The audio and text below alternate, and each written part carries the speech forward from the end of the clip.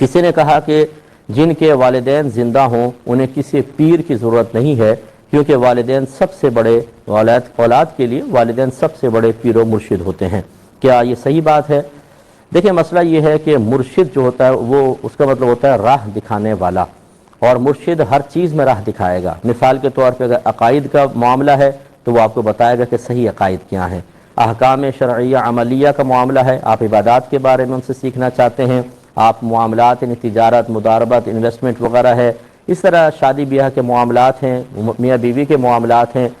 حقوق اور فرائض کے اعتبار سے وہ سب اس میں گائیڈ لائن فراہم کرے گا۔ اس طرح گناہوں کی معرفت، چاہے ظاہری گناہ ہوں باطنی گناہ ہوں، پیر و مرشد بتائے گا۔ اسی طرح پھر روحانی ترقی کے معاملات ہیں، جو روحانی دنیا ہے وہ سمجھ لیں بالکل ایسی ہے جیسے آپ کو ایک اجنبی جنگل میں آنکھوں پہ پٹی باندھ کر چھوڑ دیا جائے اور کہا جائے اس جنگل کو پار کر کے دکھاؤ۔ ایک تو ویسی اجنبی جنگل آنکھیں کھول بھی دیتے تو مشکل، اور پٹی باندھ کے چھوڑ دیا جائے، اب یقینی سی بات ہے کسی مضبوط سہارے کی ضرورت ہے۔ یہ پیر و مرشد جو کامل ہوتا ہے وہ پھر اس جنگل کو پار کروائے گا اور منزل تک پہنچائے گا۔ اب اسی کی روشنی میں آپ غور کر لیں، والدین بیچارے پیر و مرشد کیسے ہو سکتے ہیں؟ ان کو خود اپنے عقائد کا ٹھکانہ نہیں ہوتا، اکثر معاملات یہی ہیں، ناراض مت ہوئیے گا، ورنہ اپنے والدین سے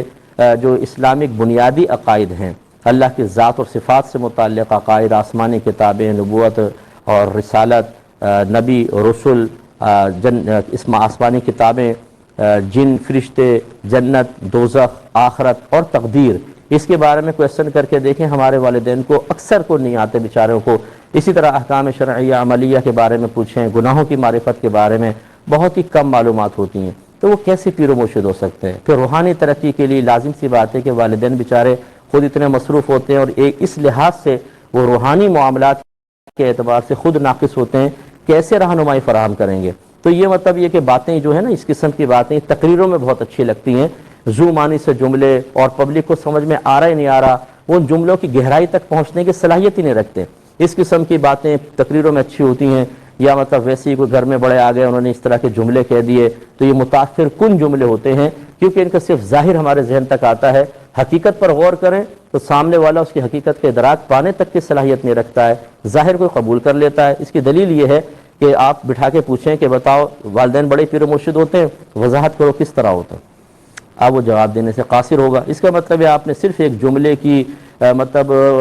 جو گہرائی سمجھے بغیر اس کے ظاہری الفاظ کو اختیار کیا، اور بیان کرنے والے کے انداز سے متاثر ہو کر آپ نے اس کو لے لیا، لیکن جب اس پہ دو چار کویسچن ہوں تو آپ وضاحت نہ کر سکیں، اس کا مطلب ہے کہ آپ تو کلام کو بھی صحیح طرح نہیں سمجھ سکے، اس کی حقیقت تک نہیں پہنچ سکے، اس کلام کو اپنے لیے رہنما کیسے بنا سکتے ہیں؟ تو یہ صحیح نہیں ہے۔ ہاں یہ ضرور ہے کہ والدین سے زیادہ، عمومی طور پہ کہہ رہا ہوں، والدین سے زیادہ اپنی اولاد سے مخلص کوئی بھی نہیں ہوتا۔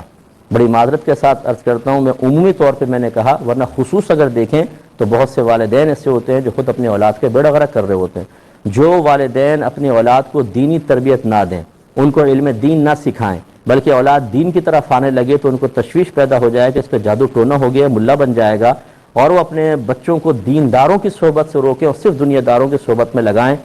معذرت کے ساتھ میں بار بار اس لیے کہتا ہوں، برا مان جاتے ہیں، ان بچوں سے اور کسی دشمن، ان بچوں کے لیے اور کسی دشمن کی ضرورت نہیں، یہ کافی ہیں۔ یہ ان کی آخرت ایسے برباد کریں گے، یہ بچہ جب مرے گا